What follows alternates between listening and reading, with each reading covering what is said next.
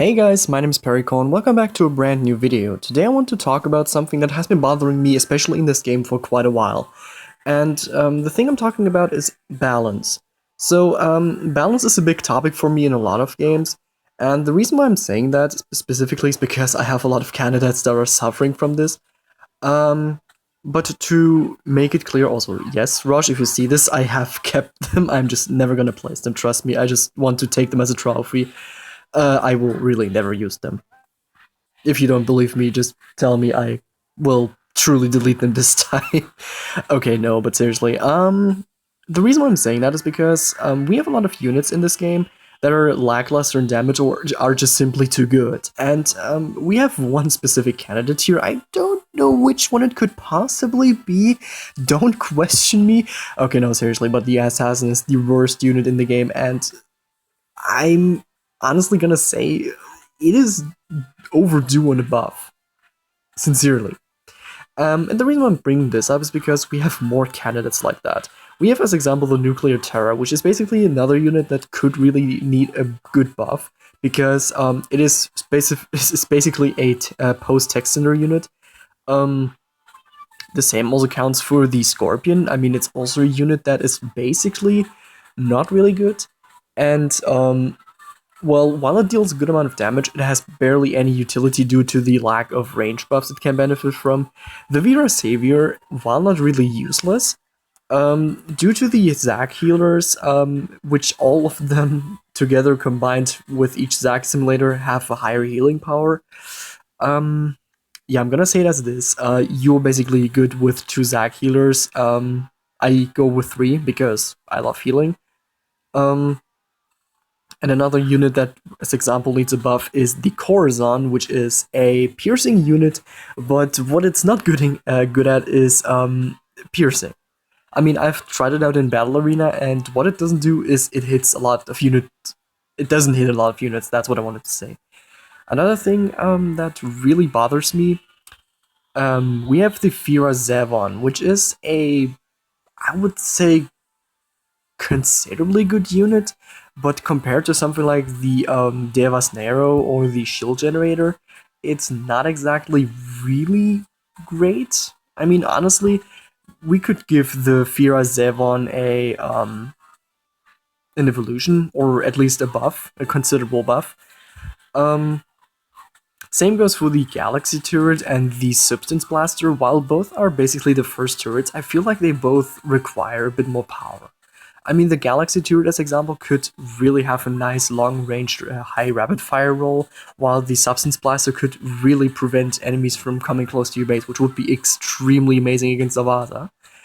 The Aegis Barrier, which will be evolved into Titan Barrier, could also require a buff, especially, or most specifically, the Tech Center has an upgrade which is called the Titan Booster, and what it basically does is it gives every Titan Barrier, after defeating Villalobos, 40 more health. So that sounds like a lot, but considering you have something like Vera Ultima, which has a Team Vehemence, it gives 35 max HP, and that to all units. So basically you're better off upgrading this, because basically the cost is, not sure if it's the same, but it's pretty nuts. Another thing, oh yeah, right, suggestion. Titan Barrier booster really needs to be set to 150, but it doesn't stack. So basically you can go with one Tech Center. If you have a Titan Barrier, it has 150 extra HP, which would actually be a considerable boost. Because looking at the Titan Barrier, it has like 400 health in base, so if we had 550 on this, that would actually be considerably a lot. I mean, that would be on par with the wall of max rank? About accurate, I guess. I mean, nothing comes past the Darkness Barrier. I mean, let's be honest, that is the top tier barrier. Another thing, we have a lot of ultra rare units and rare units which are basically really bad. I mean, the Vera Ultima is not exactly bad, but it has an upgrade that it doesn't really need. It's a healer, so you're supposed to put it inside your base. So why exactly does it have Darkness Alloy? It doesn't make sense. And the reason why I'm saying that's because why would a healer with already a lot of base HP, I mean, let me just drag this thing out. it already has, well, it still buffs itself, but it already has over 200 health. It doesn't need that. Okay, so let me just put you back in. Another thing, we could replace this with team resistance. So, Vera Ultima would actually benefit from a very significant buff, because neg resistance is something that every base needs, basically. Vera Ultima also has the Ultima heal, which gives you a 50% chance to completely heal any targets, and the completely heal should be tenfold the base healing, so basically 3000 health regained. And it should actually be either 75% chance or even a full-fledged 100% like it was in Flash, because in Flash the Vera Ultima was actually a really top-tier unit. It's not anymore. I mean, the health buff is the only reason why I would personally use the Vera Ultima, because it's another healing unit. Okay, another thing that I want to talk about, Thor. Thor is a really nice unit. It's a really nice idea, it's a really nice concept. However, what it really fails at doing is doing exactly that what it's good at. The Thor minion upgrade, which gives Thor the chance to, well, actually, it will convert enemies into minions if it destroys them. Another thing that really sticks out is because it costs so much and basically has no utility. The way to fix that would basically be the drones or the minions that are generated would be, based on the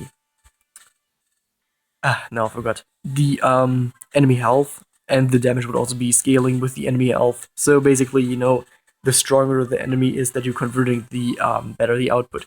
Thor shield should also be unique. It does basically the same like every shield. However, I would like it to do something different.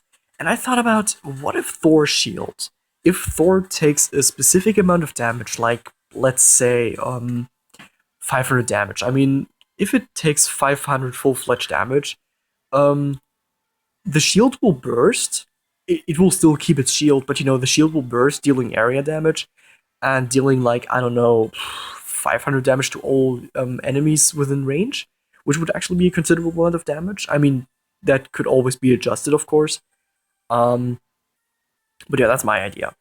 Lightbringer, another example of a unit that really needs another rework. I mean, it deals a good amount of damage, not gonna lie, but the devastation effect should be based on the enemy health again, and should actually scale with that, because scaling is something that we just need in this game. It's really important. Um, Another thing, or actually the last thing I want to talk about, Caligo Nox is still one of those units where I'm basically saying it needs a nerf. It really needs an urgent nerf. It has a lot of base damage, and it could use less damage because it's a bonus content unit. And considering that Arena is free now for everyone, we should at least make bonus content units, well, I wouldn't say bad enough to be on par with the regular units, but not making them significantly stronger at this point. But yeah, I think that's it. Cyclone Storm and Poseidon needs a buff. Fion Drone could really use an evolution. The Tech Center, well, okay, the Tech Center is basically a necessity for those units here. Neon Exist actually could use a buff because it is worse than Cold Phaser, which is honestly a little bit sad for a unit that is basically the fourth last. Why do people message me? Also, another suggestion before I end this video, the Zack Assimilator could really use a Fion Drone update, because I thought, we have mode shift for Zack Assimilator, and it would actually be really cool if the Zack Assimilator had an upgrade where it could spawn, instead of 3 Zack fighters, it could spawn like 6 mini Fion drones, which would actually be really cool. And those Fion drones could also have a passive gold generation ability, which would make the Zack Assimilator another useful utility unit. Now, really, truly the last, for the Ares, we have Ares missiles, and I had actually the idea, what if we have a mode shift for the Ares missiles, where we can switch between the possible missiles that we had in Enigmata Genos Revenge, which would actually be a really neat addition. It would really line up with the story, and that would really make a lot of sense. Um, and mode shifts, by the way, something that a lot of units could need. Just my personal suggestion. And units that have something like Spirit Orb and have an evolution, they don't need Spirit Orb anymore. For what? So replace Spirit Orb with something else that they could need. Like, Galaxy Turret could get a stun ability, or, the Cold Phaser could use a stun ability. I mean, let's be honest, it will never proc because of the high level enemies. And that's another thing I will talk about later, about negative effects. But this is basically that. So thank you so much for watching. I hope you agree with me, and I hope that Rosh sees this. And yeah, see you in the next video. Peace.